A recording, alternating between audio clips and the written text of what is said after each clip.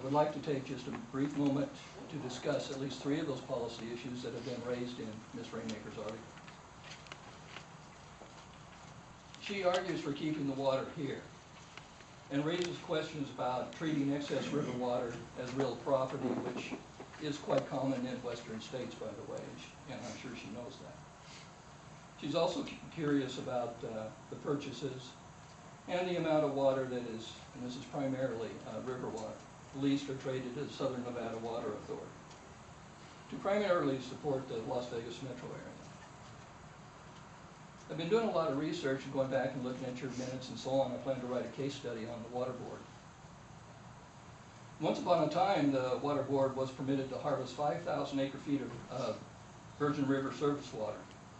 But that water, as I'm sure you all know, could not be stored, but could not store the seasonal water that is available between October 1st and May 30th. On June 15th, 2010, the board approved a study and later approved a design to capture and recharge Basin 222. The board also holds permits for Beaver Dam Wash and Beaver Dam Reservoir, whatever Beaver Dam Reservoir is, to capture that water. The project appears to be dead. Instead, the board has spent about in excess of $22 million on river water shares from individuals and BID. These shares are leased or traded to SNWA to essentially do the same thing that the former study to recapture water here was intended to do. In November 12, 2010, a legal disposition, Ted Miller confirmed that the actual monetary value of the water being traded exchanges was not important to the board. Mike, you have 30 seconds left. You can read about this in the paper then if you like. There's more, but obviously I'll conclude and print this and let's talk about all the issues. If Kevin is going to be the First Amendment right guru for who and on the board says what and when, he needs to understand constitutional law. He needs to understand that you all have the right to say whatever you want. Ms. Rainmaker does not work for you, she works for the public. And if you're going to apply those standards to her, apply them to Ms. Ellisted and the Mesquite, the local news things that she edits. I find any attempt to discredit her, to discredit Ms. Rainmaker abhorrent, and I find the inability to address these policy issues that she brought up abhorrent. Thank you. Thank you.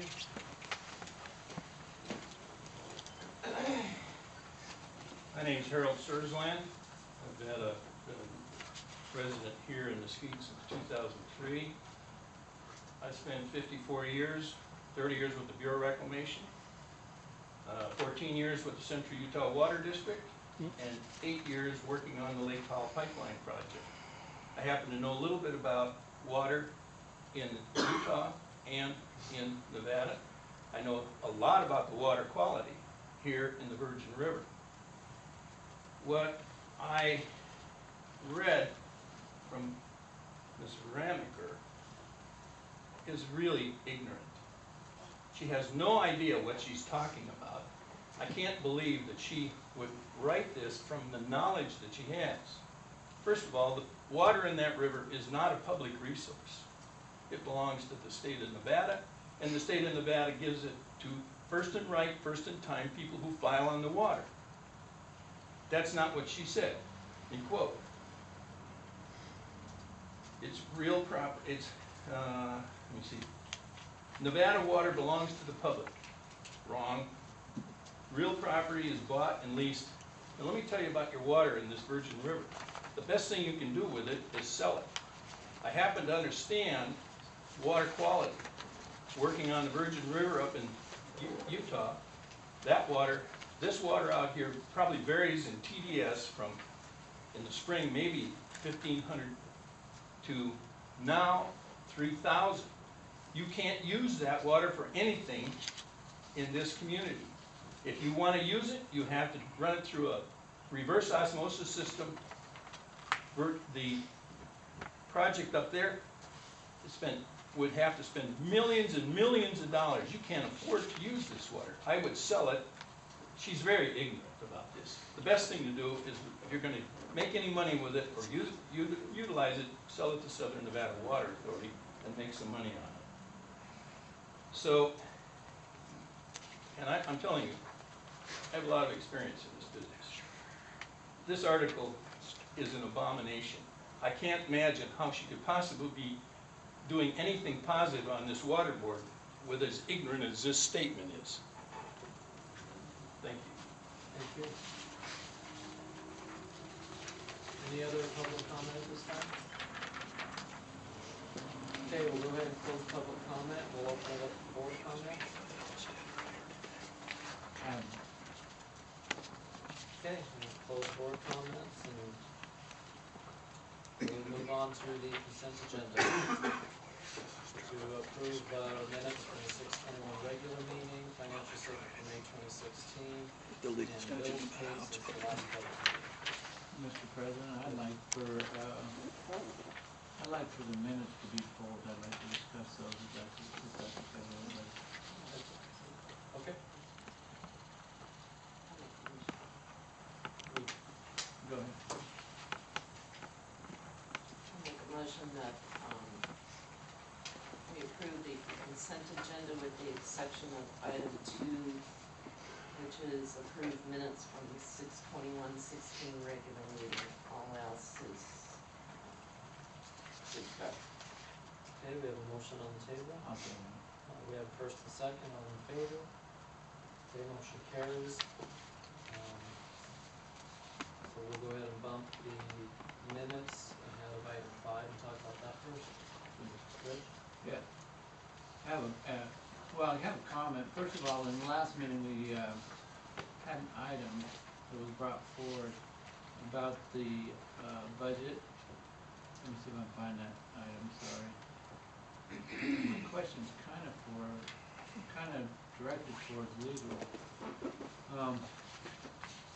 We moved that last meeting to table this item, this budget item, till the next meeting.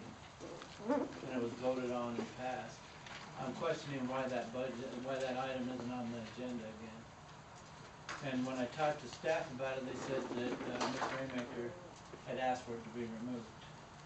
Now, I understand if you sponsor an item and you come in and say, hey, I want it removed, that's one thing. But when it's been voted on by the board and tabled for the next meeting, I'm wondering if that's proper for somebody to come and ask for it to be removed and have it removed without a board action. First time I've had to consider such an issue.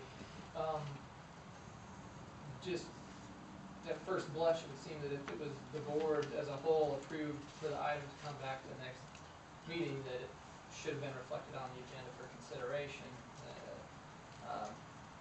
But as far as the policy itself, as far as putting items on the agenda, I don't think this is an issue that's directly addressed in the current policy as far as items on the agenda. Like I said, the board, since the board voted on and approved it, I would just my concern is that, you know, it happened. Yeah. What do we do about it going forward? well, we've got an item on the agenda to discuss changes to that particular policy today. And I guess one thing we can do is, when we're discussing that agenda item, is to discuss that sort of a situation. That agenda item that you're talking about is an internal policy for the water district. Yes. But however, I believe we're talking about the governing laws and statutes now, that the board did vote on an item.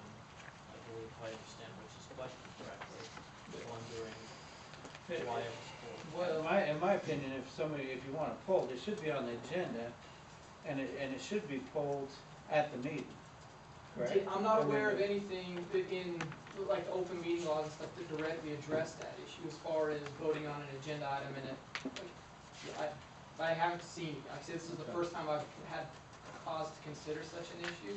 So as far as our internal policies, the district's enabling statute, Nevada's open meeting laws, I'm not aware of, I can't recall anything that directly addresses that sort of a situation. But as far as since the board did have a vote to bring it back, my first gut reaction, so without doing the research on the issue, is that it probably should shut up as an agenda item on today's meeting, since it was voted and approved by the board. I'm not trying to turn a molehill into a mountain. My concern is that if, if I don't like something's coming up on the agenda and I walk in and say, remove that, Yeah.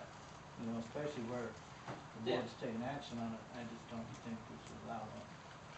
Let's go Kevin, Sandra, and Barb has a comment.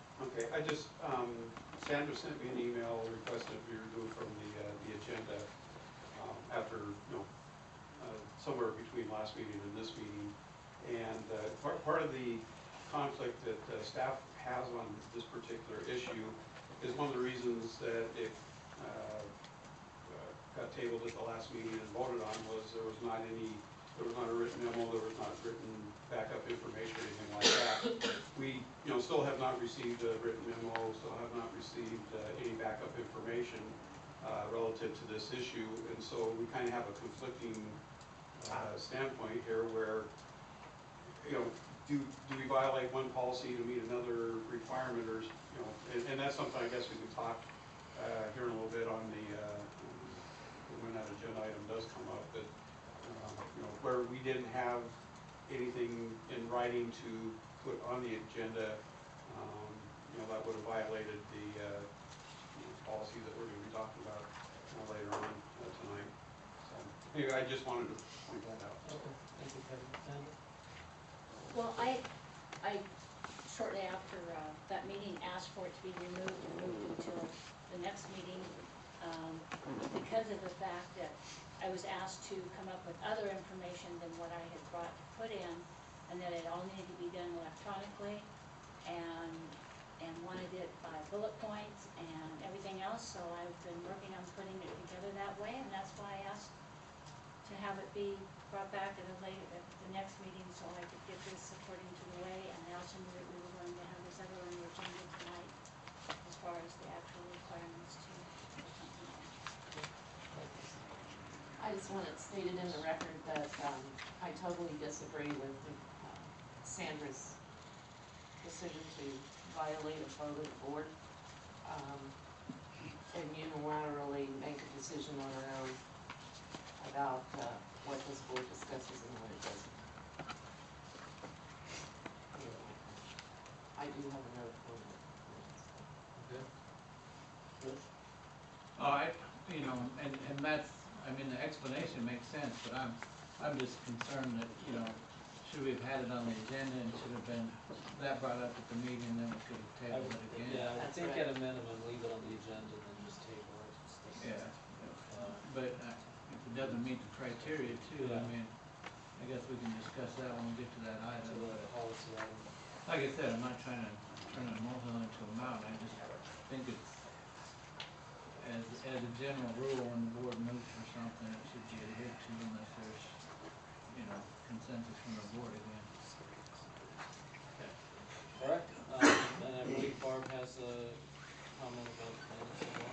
I just have a technical correction that I think is important. On item 6 of the minutes, the first paragraph following the agenda item itself. All right, Page 3, Where it starts, Rich called, yes, or page 3 of the minutes, sorry. Yeah. Page 5 on the computer. okay. My computer's there. I just want a technical correction to the second line. That is backup material had not been turned in, you have 0 days. I believe that needs to be 10. Again, technical correction, but I think it's important. Okay. With that, I will make a motion to approve the minutes Bruce? I'll second it. of the June 21, 2016 meeting. Okay, we have a motion and a second. All in favor? Okay, motion carries. Item number 5, for discussion and possible action, consideration and possible approval of an ordinance of the governing board of the Virgin Valley Water District, provided for the issuance of its registered negotiable water revenue refunding bond, series 2016. And we'll turn that over to Wes. The issue summary that Oh, is I'm sorry, and I apologize for interrupting. Before Barb can get to it, I'm gonna thank you right now, so I can say it first. Thank you. Okay, go ahead, Wes. the issue summary that was included in your packet indicated a rate of 1.65 based on the summary of bid results that we received for the bond. Just kind of an overview summary of where we were. We were at 3.43 was the rate that we have been paying on this bond to this point in time. We, in fact, received the final today, and if I get to them before 6 o'clock this evening, our rate will be locked at 1.65 for the balance of the payment of that, which means we originally expected that our bond savings, the total savings would be $249,000. With the rate of 1.65, the total savings will now be at $262,000.